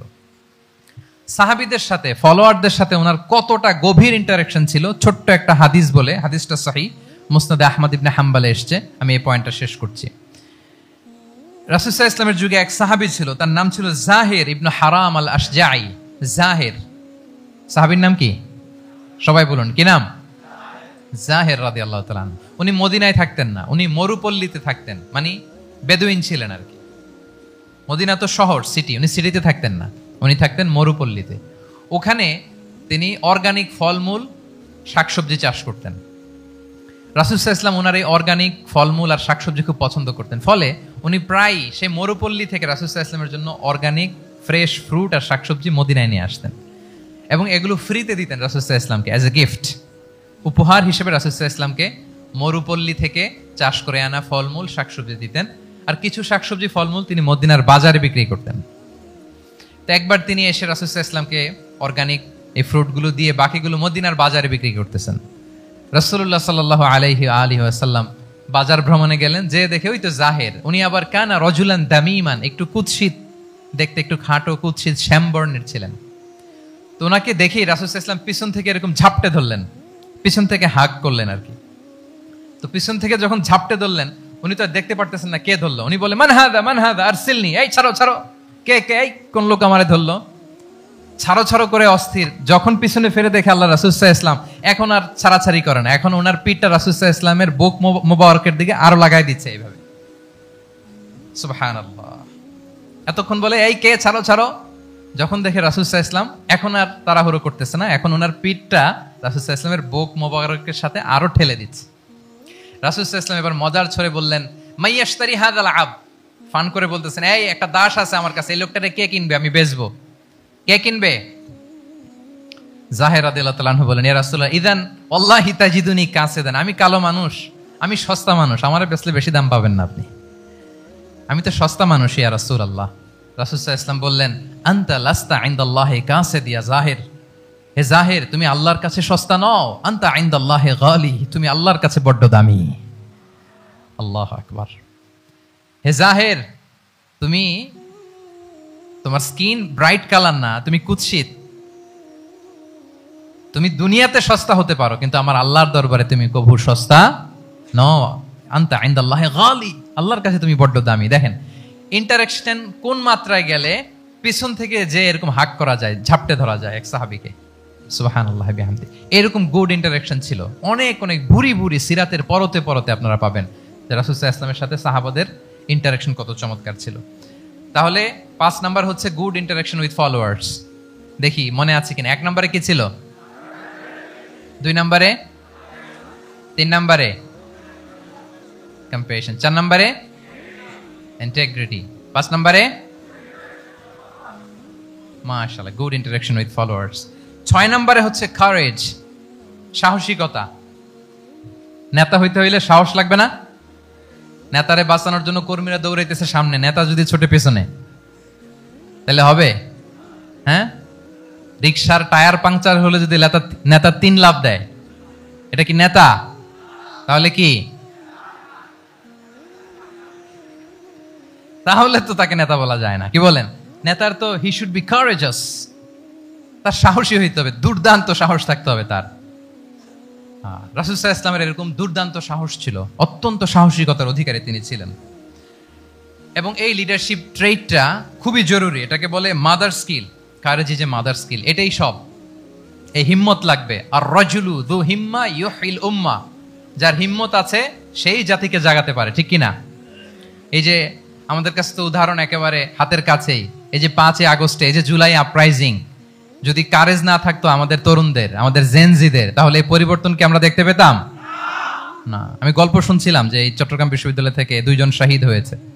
আল্লাহ তাদের কবরগুলোকে তুমি জান্নাতে টুকরা বানিয়ে দাও। এই যে আমাদের তরুণরা তাজা রক্ত দিয়ে একটা চেঞ্জ এনেছে, পরিবর্তন, এটা তো কারেজ, তাদের সাহসিকতার বহিঃপ্রকাশ, ঠিক কিনা? এটা লাগবে। কেউ যদি লিড দিতে চায়, লিডার হতে চায়, তার এটা লাগবে, মাস্ট। রাসূল সাল্লাল্লাহু আলাইহি ওয়াসাল্লাম অত্যন্ত সাহসী ছিলেন। দুই একটা উদাহরণ আমরা সিরাত থেকে দেখি। একবার মদিনাতে রাত্রিবেলা বিকট একটা আওয়াজ হলো, বিকট আওয়াজ, এত আওয়াজ সবাই ঘুম থেকে জেগে গেল। ঘুম থেকে জেগে সবাই হতভম্ব, কিরে এত আওয়াজ তো মদিনাতে কখনো শুনি না, ঘটনা কি? কেউ ঘোড়া নিয়ে, কেউ উট নিয়ে, কেউ খচ্চর নিয়ে, কেউ এমনি খালি পায়ে ছুটতে আরম্ভ করলো আওয়াজের দিকে, দেখি যাই কোথায় কি হলো। সবাই ছুটতে ছুটতে মাঝপথে যেয়ে দেখে রাসূল সাল্লাল্লাহু আলাইহি ওয়াসাল্লাম আওয়াজ কোথায় হয়েছে, কোত্থেকে হয়েছে দেখে ফিরে আসতেছে আর বলতেছে, লান তুরাউ ডোন্ট ওয়ারি, আরে ভয় নাই, দেখে আসছি আমি, আল্লাহু আকবার, ভয় নাই, আমি দেখে আসছি, এভরিথিং ইজ ফাইন দেয়ার, সব ঠিক আছে, যাও ফিরো মদিনায় ফিরো। সবাই ভয় পেয়ে ঘোড়া টোরা ওট হাঁকিয়ে ছুটতে আরম্ভ করছে। অনেক দূর যাওয়ার পরে দেখে রাসূল সাল্লাল্লাহু আলাইহি ওয়াসাল্লাম আবু তালহা রাদিয়াল্লাহু তাআলা আনহুর একটা খুবই ক্ষিপ্ত ঘোড়া নিয়ে উনি দেখে ভিজিট করে ফিরে আসতেছেন। সুবহানাল্লাহ। তাহলে বিপদ ঘটলে নেতা থাকতে হবে কই, সামনে না পেছনে? আমাদের নেতারা থাকে কই? নাকি পেছনেও খুঁজে পাওয়া যায় না? It's a big crisis. নেতা থাকবে কোথায়? Front liner. Leader should be front liner. উনি তো লিড দিবে, নেতৃত্ব দিবে। এখন উনারা যদি খুঁজে পাওয়া না যায় তাহলে থাকবে কিছু না। এই যে শিখতে হবে আমাদের, যেমনটা রাসূল সাল্লাল্লাহু আলাইহি ওয়াসাল্লাম করলেন। বিকট আওয়াজ, উনি আগে চলে গেছে, কাউকে না বলে দেখে টেকে চলে আসতেছে। আল্লাহু আকবার। হুনাইনের যুদ্ধে এক পর্যায়ে মুসলমানরা পর্যদুস্ত হয়ে যাচ্ছিল, আপনারা অনেকে জানেন। To make the long story short, পুরো ঘটনাটা আমি আনবো না। সাহাবারা দিক বিদিক ছুটতে আরম্ভ করলো। পাহাড়ের উপর থেকে এমন প্রবল বেগে তীর ছোড়া হচ্ছিল, সাহাবারা টিকতে পারছিল না, কেউ এদিকে কেউ ওদিকে। রাসূল সাল্লাল্লাহু আলাইহি ওয়াসাল্লাম এই তীর তলোয়ারকে উপেক্ষা করে সামনে যেয়ে দাঁড়ালেন ঢালের মতো, আর বললেন, আনা নবিয়্যু লা কাযিব, আনা ইবনু আব্দুল মুত্তালিব। এই সাহাবারা, আনা নবিয়্যু লা কাযিব, আমি সত্য নবী, আমার দিকে ফেরো, I am the grandson of Abdul Muttalib, আমি দাঁড়িয়ে আছি, ফেরো।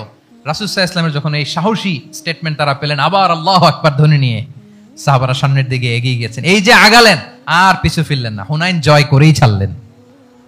আল্লাহু আকবার। তাহলে ইতিহাসের পরতে পরতে, সিরাতের পরতে পরতে আমরা দেখবো যে রাসূল সাল্লাল্লাহু আলাইহি ওয়াসাল্লাম হি ওয়াজ এ হাইলি কারেজাস, অনেক সাহসী একজন ব্যক্তিত্ব ছিলেন, অত্যন্ত সাহসী পুরুষ ছিলেন। তাহলে নেতা হইতে হইলে তার কি লাগবে?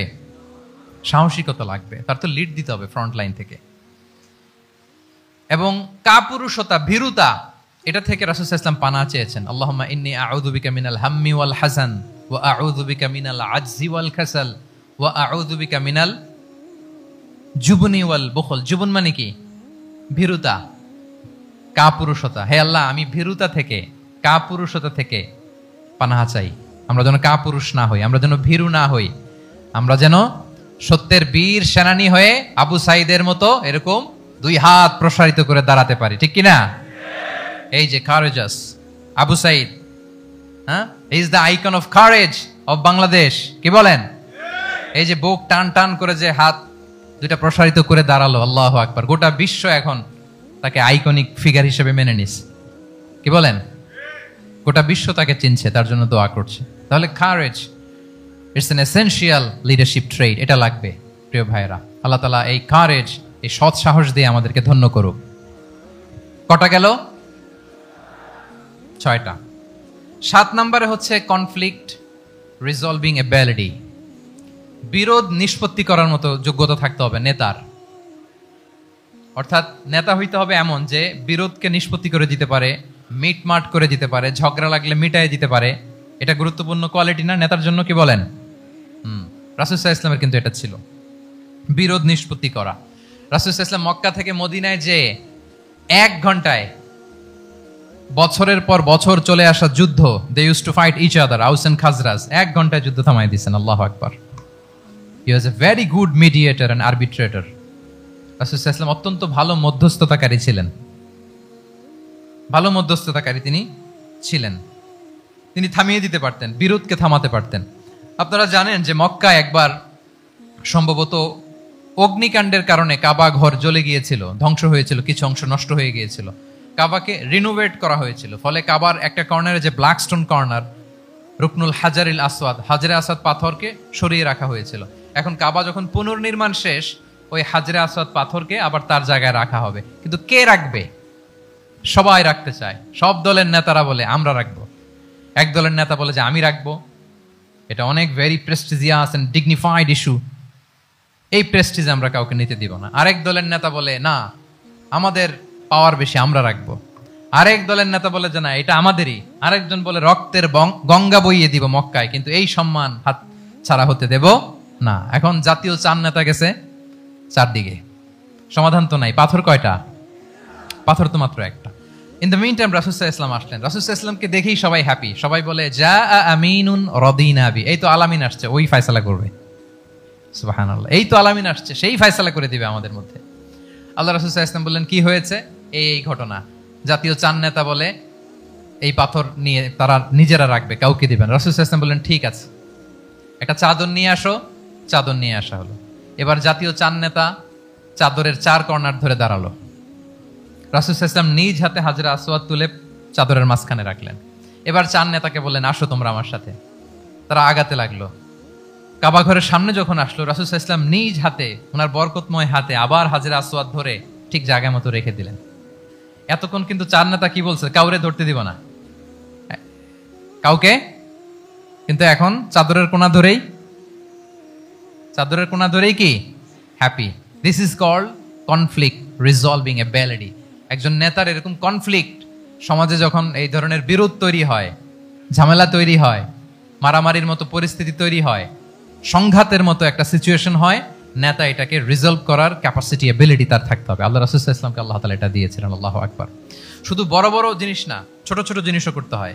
লেটস সে নিজ দলের নেতা কর্মীদের মধ্যে মারামারি, নিজ দেশের ভেতরে মারামারি, দেশের সাথে প্রতিবেশী দেশের বিরোধ, রিজিওনাল সুপার পাওয়ার হলে আশেপাশের অনেকগুলো দেশের মধ্যে বিরোধ, আপনাকে নেতা হয়ে এগুলো মিটমাট করে দিতে হবে। সুপার পাওয়ার যদি হয়ে যান, গোটা বিশ্বের যেখানে ঝামেলা লাগে, দেখেন না বড় বড় মোরলরা কি করে? ওই কাতারে বসে বসে ওই আফগানিস্তান, তারপর ওই ইসরায়েল, কাতার মিলাই দিচ্ছে, দেখেন না এগুলো নিউজে আপনারা? This is called conflict resolving ability. কনফ্লিক্টকে রিজলভ করতে জানতে হয়। রাসূল সাল্লাল্লাহু আলাইহি ওয়াসাল্লাম এরকম রাষ্ট্রীয় পর্যায়ে, বড় বড় সামাজিক পর্যায়ে, এমনকি ফ্যামিলি অ্যাফেয়ার্স এর মধ্যে যত বিরোধ লাগতো রাসূল সাল্লাল্লাহু আলাইহি ওয়াসাল্লাম মিলাই দিতেন। আল্লাহু আকবার। ফ্যামিলি কাউন্সিলিং, এজন্য প্রত্যেক ইমাম খতিবদের এই কাউন্সিলিং এর উপর ট্রেনিং নেওয়া দরকার। আমাদের পরিবারগুলো ভেঙে যাচ্ছে, পরিবারগুলো কি হচ্ছে? ভেঙে যাচ্ছে। আমি পশ্চিমা দেশে আমাদের অনেক স্কলারদের দেখেছি, যারা ইমাম এবং খতিব, তাদের আলাদা করে উইকলি 7 ঘন্টা, 8 ঘন্টা, 10 ঘন্টা এরকম রাখতে হয় ফ্যামিলি কাউন্সিলিং এর জন্য। যাদের মধ্যে বিরোধ, হাজব্যান্ড ওয়াইফের ঝামেলা চলতেছে, উনি কাউন্সিলিং করে। এটা খুব জরুরি। আল্লাহ রাসূল সাল্লাল্লাহু আলাইহি ওয়াসাল্লাম এটা করতেন, সাহাবাদের মধ্যে করতেন, ইভেন নিজের স্ত্রীদের মধ্যেও করতেন। সহিহ বুখারীতে এসেছে, ওনার স্ত্রীদের মধ্যে 2টা গ্রুপ ছিল। পজিটিভলি নেন, 2টা গ্রুপ, আবার এটা ওই গ্রুপ মনে করেন না। অর্থাৎ মানবিক কারণে সামান্য যে জেলাসি থাকে এক স্ত্রীর সাথে আরেক স্ত্রীর, এটা তো খুব স্বাভাবিক। তো ওই ওনাদের মধ্যে একসাথে তো এট এ টাইমে খুব সম্ভবত 9 জন স্ত্রী বেঁচে ছিলেন। হাফসা রাদিয়াল্লাহু তাআলা আনহাকে কেন্দ্র করে একটা গ্রুপ, আয়েশা রাদিয়াল্লাহু তাআলা আনহাকে কেন্দ্র করে একটা গ্রুপ। তাদের মধ্যে অনেক কথাবার্তা, কিছু মানবিক কারণে যেগুলো হয়, এটা কিন্তু ছিল। রাসূল সাল্লাল্লাহু আলাইহি ওয়াসাল্লাম প্রায় ওনাদেরকে নিয়ে বসে এগুলো রিজলভ করে দিতেন। ওনার নিজের কন্যা ফাতেমা রাদিয়াল্লাহু তাআলা আনহার সাথে আলী রাদিয়াল্লাহু তাআলা আনহার যদি মনোমালিন্যের ঘটনা ঘটতো, এগুলো উনি রিজলভ করে দিতেন। এবং খুব কাছাকাছি ছিল কিন্তু ঘর। যারা মদিনায় মাআরিদুস সিরান নাবাবিয়া ওগুলোতে গিয়েছেন, দেখবেন যে রাসূল সাল্লাল্লাহু আলাইহি ওয়াসাল্লামের ঘরের পাশেই অন্যান্য স্ত্রীদের ঘরগুলো একটার পর একটা, পাশেই ফাতেমা রাদিয়াল্লাহু তাআলা আনহার ঘর। একবার তিনি দুপুরবেলা ফাতেমা রাদিয়াল্লাহু তাআলা আনহার ঘরে গেলেন, যে দেখেন যে ঘরে আলী রাদিয়াল্লাহু তাআলা আনহু নেই। তো জিজ্ঞেস করলেন যে তোমার হাজবেন্ড কোথায়? আইনা ইবনু আম্মি, কোথায় আলী কোথায়? তো বললেন যে কানা বাইনি ওয়া বাইনাহু শাই, আমাদের মধ্যে একটু ঝগড়াঝাটি হয়েছে আর কি, মনোমালিন্য হয়েছে। ফাগাদাবানি, উনি একটু রেগে গেছেন আমার উপর। ফাখারাজা ফালাম ইয়াকিল ইনদি, প্রত্যেকদিন খাওয়ার পরে তো এখানেই কাইলুলা করে, আজকাল ঘরে কাইলুলা করে নাই, কই যেন চলে গেছে। তো কোথায় গেল? রাসূল সাল্লাল্লাহু আলাইহি ওয়াসাল্লাম লোক পাঠালো, খুঁজে দেখো আলী কোথায়। আলী রাদিয়াল্লাহু তাআলা আনহু উনি মনের কষ্ট নিয়ে মসজিদে নববীর মধ্যে শুয়ে আছেন। রাসূল সাল্লাল্লাহু আলাইহি ওয়াসাল্লাম খুঁজতে খুঁজতে মসজিদে নববীর ভেতরে গেলেন, দেখলেন যে উনি যে শুয়ে আছে, ওনার গায়ের জামাটা এক পাশে পড়ে আছে, আর বালুর মধ্যে ওনার শরীর পড়ে আছে। তো উনি ডাকলেন কুম ইয়া আবা তুরাব, কুম ইয়া আবা তুরাব, মানে হে বালির বাবা আলী, বালির বাবা আলী, ওঠো ওঠো, মজা করে বললেন যে ইয়া আবা তুরাব, যেহেতু বালি লেগে আছে গায়ে, বালির বাবা আলী ওঠো। ওখান থেকে ধরে এনে ফাতেমা রাদিয়াল্লাহু তাআলার কাছে নিয়ে দুইজনকে পাশে বসিয়ে এই যে আবার মিটমাট। এটা ছিল রাসূল সাল্লাল্লাহু আলাইহি ওয়াসাল্লামের ডেইলি বেসিসে একটা অ্যাক্টিভিটি। কনফ্লিক্ট তিনি রিজলভ করে দিতেন। সহিহ বুখারীতে একটা অধ্যায় আছে কিতাবুস সুলহি ফিল বুখারীতে, বুখারীতে আছে কিতাবুস সুলহ, এটার নাম, অধ্যায়টার নাম হচ্ছে কিতাবুস সুলহ, মানে মীমাংসা করে দেওয়ার অধ্যায়। একটা পরিচ্ছেদ আছে, পরিচ্ছেদের নাম হচ্ছে বাবু কওলিল ইমামি লি আসহাবিহি ইযহাবু বিনা নুসলিহ বাইনাহুম। রাসূল সাল্লাল্লাহু প্রায় বলতেন যে আমাকে নিয়ে যাও, আমি মিলাই দিব।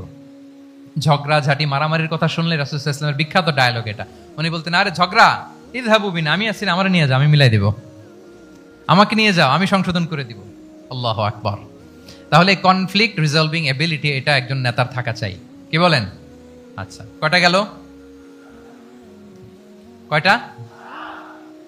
7:40 বেজে গেছে। আচ্ছা, 8 নম্বরে হচ্ছে visionary. Visionary, a leader should be futuristic. সময়ের আগে চলতে পারা, এটা নেতার কাজ। He should see beyond the boundary, out of the box.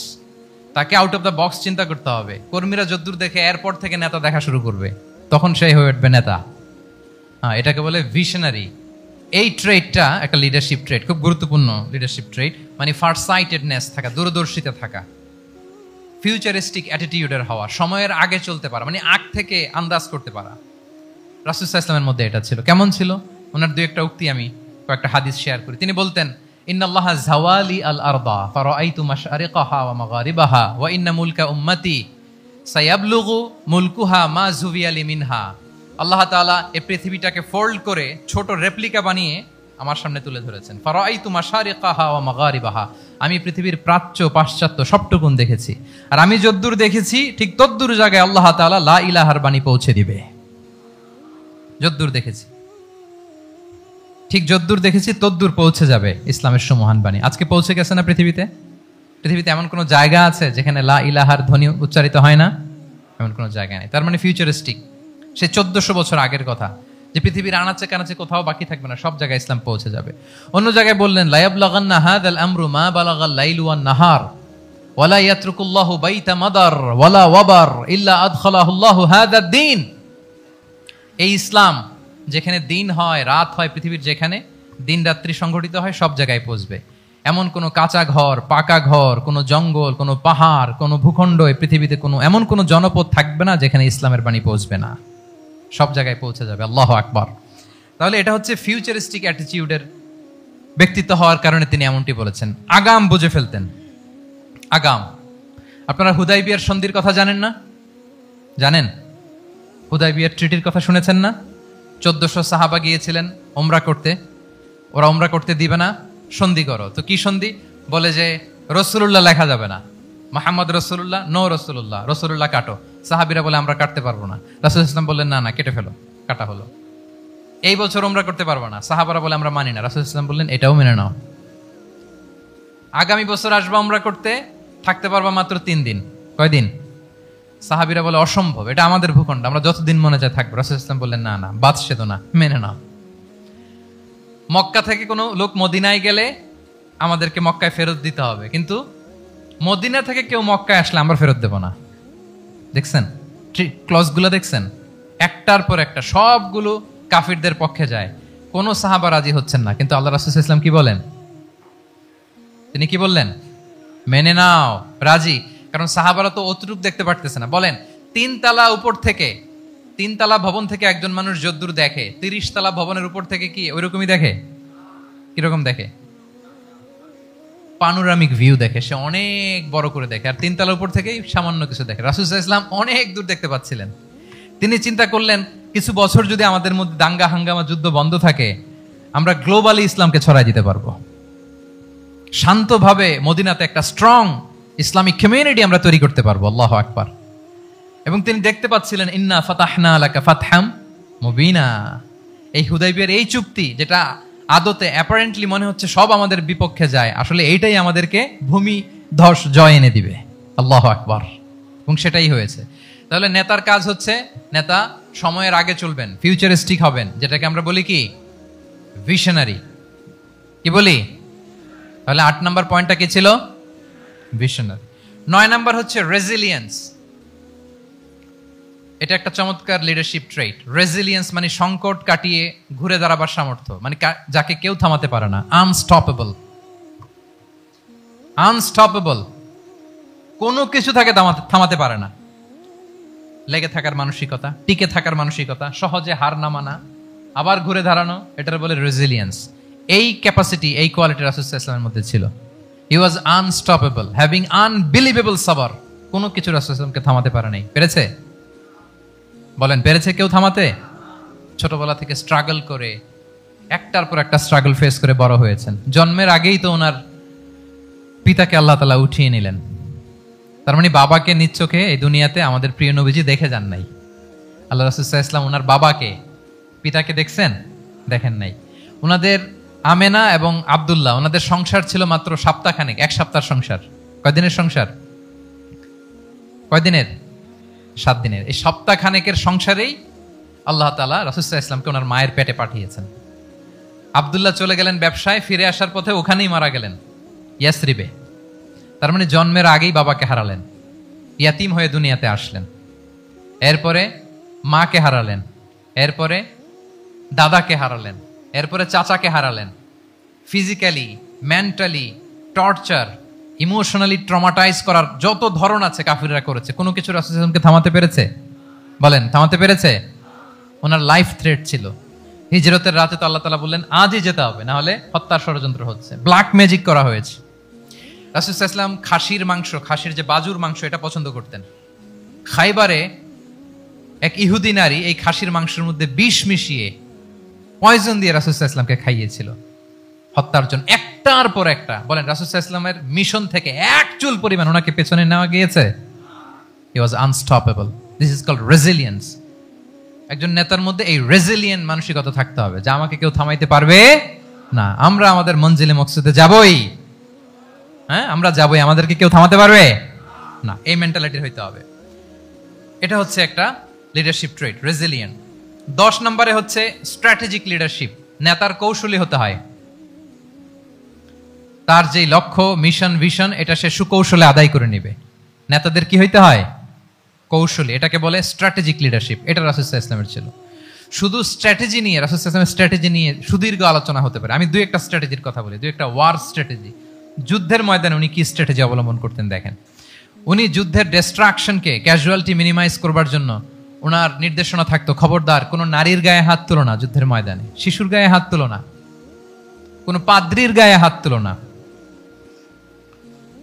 উপাসনারত যে সন্ন্যাসীরা আছে তাদের গায়ে হাত তুলো না, ওই এলাকার গবাদি পশুগুলোকে মেরো না, গাছপালা ধ্বংস করো না, যারা তোমাদের বিরুদ্ধে তলোয়ার ধরেনি তাদেরকে অ্যাটাক করো না। আল্লাহু আকবার, হোয়াট এ স্ট্র্যাটেজি! এবং যুদ্ধ চলাকালীন সময়ে সব সৈনিককে উনি এক জায়গায় মোতায়েন করতেন না, সব সৈনিককে এক জায়গায় মোতায়েন করতেন না, 5 ভাগে ভাগ করে নিতেন। ডান পাশে মাইমানা, বাম পাশে মাইসারা, সামনে হচ্ছে মুকাদ্দিমাতুল জাইশ, মাঝখানে কালব, পেছনে খালফ। এইভাবে 5টা ব্যাটালিয়নে ভাগ করে তারপরে তিনি যুদ্ধ পরিচালনা করতেন। What a war strategy!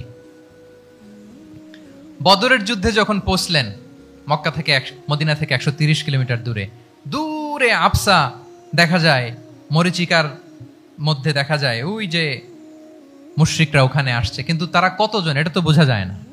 তো কিছু ছেলে এই মরুভূমিতে থাকে, ওদেরকে পানি সরবরাহ করে। এদেরকে রাসূল সাল্লাল্লাহু আলাইহি ওয়াসাল্লাম জিজ্ঞেস করলেন যে কুরাইশরা যে আসছে তারা সংখ্যায় কত? এটা না জানলে তো উনি ওনার ওয়ার স্ট্র্যাটেজি ঠিক করতে পারবেন না, যুদ্ধের কৌশল। তো এরা বলে নাহনু লা নাদরি, আমরা জানি না কত। এখন এটা কিভাবে তিনি বের করবেন? সংখ্যায় তারা কত এটা তো আমাকে ফাইন্ড আউট করতে হবে। রাসূল সাল্লাল্লাহু আলাইহি ওয়াসাল্লাম বলেন যে ওরা কি খায়? বলে যে প্রতিদিন উট জবাই করে খায়। তো রাসূল সাল্লাল্লাহু আলাইহি ওয়াসাল্লাম বলেন যে প্রতিদিন কয়টা উট লাগে?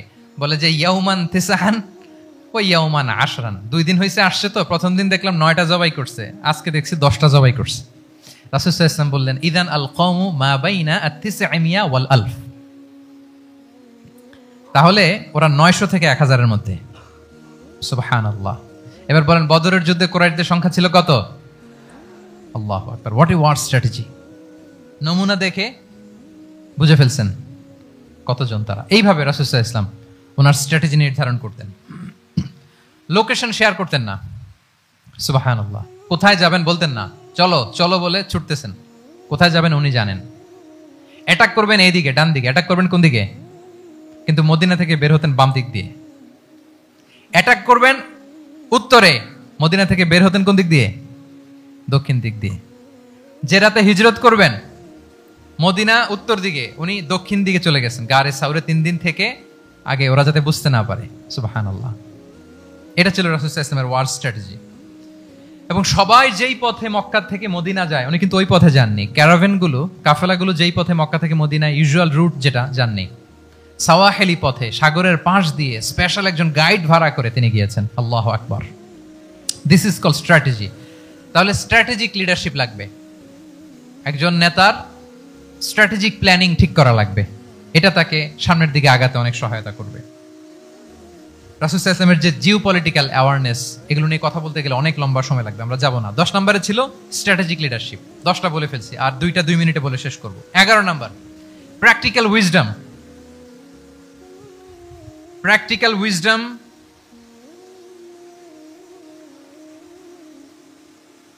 এটা হচ্ছে 11 নম্বর পয়েন্ট।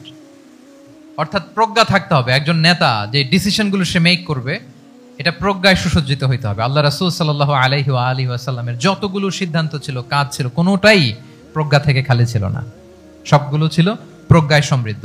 ভুরি ভুরি উদাহরণ হাজির করা যেতে পারে। আমি 2টা উদাহরণ দেই, মাক্কি জীবনের একটা উদাহরণ দেই, মাক্কান এরার একটা উদাহরণ। রাসূল সাল্লাল্লাহু আলাইহি ওয়াসাল্লাম মক্কাতে নবুয়তের 5ম বছরে যখন নও-মুসলিম সাহাবাদের উপর অত্যাচারের মাত্রা মারাত্মক বেড়ে গেল, রাসূল সাল্লাল্লাহু আলাইহি ওয়াসাল্লাম সাহাবাদেরকে হিজরতে পাঠালেন। বলেন তো কোথায় পাঠিয়েছিলেন? সবাই বলুন। আবিসিনিয়াতে, বর্তমান ইথিওপিয়া, ইরিত্রিয়া, ওই এরিয়াতে আবিসিনিয়াতে তিনি পাঠালেন। বললেন যে দেয়ার ওয়াজ এ জাস্ট কিং আসহামা নেগাস। বললেন যে ওখানে আবিসিনিয়াতে যাও, ওখানে আসহামা নামে নাজ্জাশী একজন বাদশা আছে, খুব ভালো। তাদেরকে পাঠালেন নবুয়তের 5ম বছরে। যেতে লাগলো, এক এক সময় এক এক সাহাবী যায়, যে ওখানে বড় একটা বেস তৈরি হলো, মুসলিম কমিউনিটি তৈরি হলো। এরপর 13 বছর পরে মাক্কি জিন্দেগির 13 বছর শেষ করে নবুয়তে রাসূল ইসলাম কোথায় চলে গেলেন? মদিনায়। মদিনায় যে রাসূল ইসলাম একটা ইসলামী স্টেট তিনি প্রতিষ্ঠা করলেন। প্রথম হিজরি যায়, দ্বিতীয় হিজরি যায়, একটার পর একটা যুদ্ধ যায়, মুসলিম কমিউনিটি বাড়ে, কমপ্লিট ইসলামিক স্টেট হয়ে যায়। কিন্তু ওই আবিসিনিয়া থেকে ওই গ্রুপ আর ফিরে না। নবুয়তের 5ম বছরে যে গ্রুপকে রাসূল সাল্লাল্লাহু আলাইহি ওয়াসাল্লাম জাফর ইবনে আবু তালেবের নেতৃত্বে আবিসিনিয়ায় পাঠিয়েছিলেন, তারা মদিনায় কোন হিজরিতে আসছে জানেন? এইটা যদি কেউ উত্তর দিতে পারে তাহলে বুঝবো he is very genius in সিরাত। কত জোরে? নবম, সপ্তম? মাশাআল্লাহ। কয়জন বলছে? এটা জানতেন কে কে? হাত তোলেন। মাশাআল্লাহ, অনেক জিনিয়াস আছে তো এখানে।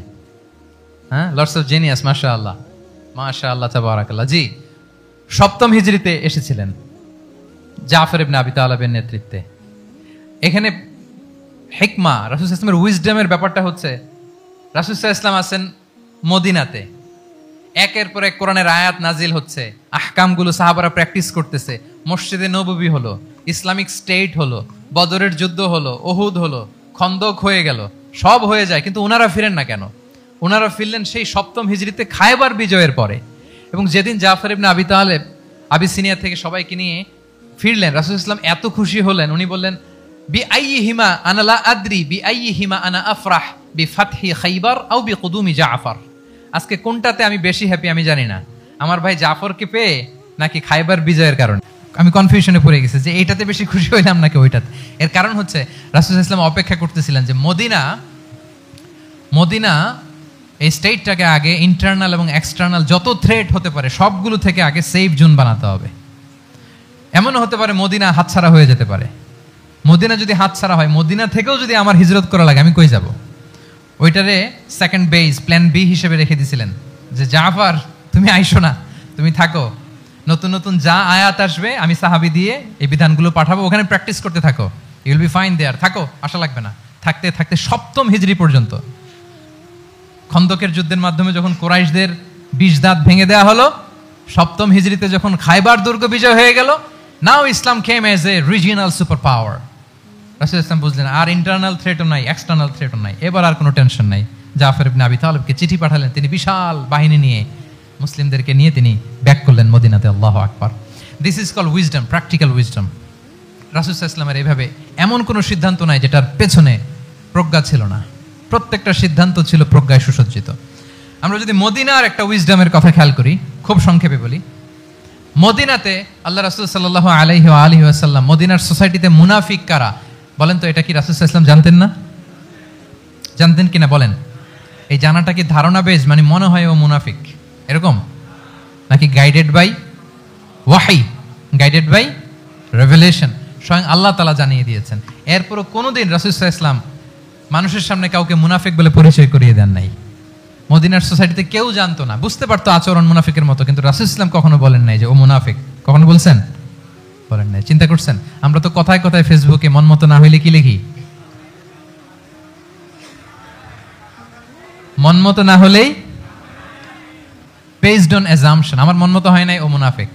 কিন্তু ওহী দ্বারা সুনিশ্চিত হয়েও রাসূল সাল্লাল্লাহু আলাইহি ওয়াসাল্লাম কাউকে মুনাফিক বলে অ্যাড্রেস করেন নাই। আল্লাহু আকবার। কেন করেন নাই? মুসলিম সাহাবারা চটে যাবে, মুনাফিকদেরকে হত্যা করবে। তখন মুশরিকরা, কোরাইশরা, ইহুদিরা কি বলবে? যে মুহাম্মদের অনুসারীরা একে অন্যকে হত্যা করে। কারণ মুনাফিকরা তো অন্য সাহাবীদের মতো তারাও মসজিদে নববীতে এসে রাসূল সাল্লাল্লাহু আলাইহি ওয়াসাল্লামের পেছনে নামাজ পড়তো।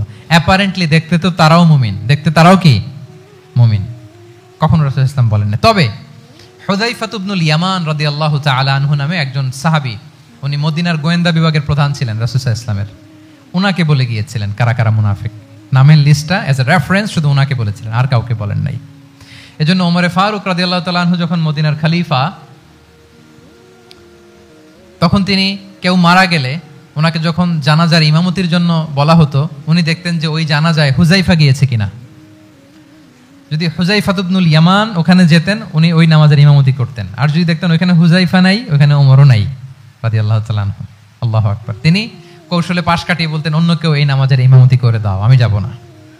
আল্লাহু আকবার। তাহলে রাসূল সাল্লাল্লাহু আলাইহি ওয়াসাল্লামের উইজডম দেখেন, তিনি কমিউনিটির মধ্যে ইউনিটি ধরে রাখার জন্য কখনো মুনাফিকদের নাম বাই নেম তাদেরকে চিনতেন, কখনো ডিসক্লোজ করেন নাই। আল্লাহু আকবার। This is called wisdom. তাহলে 11 নম্বর কি ছিল? Practical wisdom. লাস্ট পয়েন্ট, অনেক লম্বা হয়ে গেছে আলোচনা। শেষ নাম্বার হচ্ছে 12 নম্বর হচ্ছে, লাস্ট পয়েন্ট হচ্ছে succession management. A good leader produces a good leader. A true leader produces a true leader. একজন ভালো নেতা সে ভালো নেতা তৈরি করে, কি বলেন? একজন যোগ্য নেতা আরো যোগ্য উত্তরসূরি তৈরি করে, ঠিক কিনা বলেন? আমি শুধু নেতা, নেতৃত্বের সব গুণ আমার মধ্যে খালি হাবুডুবু খায়, আমি কাউরে নেতা বানাইতে পারলাম না, তো আমি চলে যাওয়ার পরে আমার দল চালাবে কে? আমার দেশ চালাবে কে? এই উম্মাহকে নেতৃত্ব দিবে কে? রাসূল সাল্লাল্লাহু আলাইহি ওয়াসাল্লাম নিজে যেমনি অনুসরণীয় নেতা ছিলেন, অনুকরণীয় নেতৃত্ব দিয়েছেন, তিনি এরকম নেতৃত্ব তৈরিও করে গিয়েছেন, ঠিক কিনা বলেন? আল খোলাফা আর রাশিদিন আল মাহদিয়িন, তাদের কথা যদি খেয়াল করেন, আবু বকর রাদিয়াল্লাহু তাআলা আনহুর ব্যাপারে তো ওনার প্রচ্ছন্ন কিছু ইঙ্গিতও ছিল। ওনার অবর্তমানে নামাজ পড়িয়েছে কে মসজিদে নববীতে? আবু বকর রাদিয়াল্লাহু তাআলা আনহু। ওনার হজ পালনের আগে হজের জন্য পাঠিয়েছিলেন কাকে? নবম হিজরিতে আবু বকর রাদিয়াল্লাহু তাআলা। এগুলো ছিল প্রচ্ছন্ন ইঙ্গিত।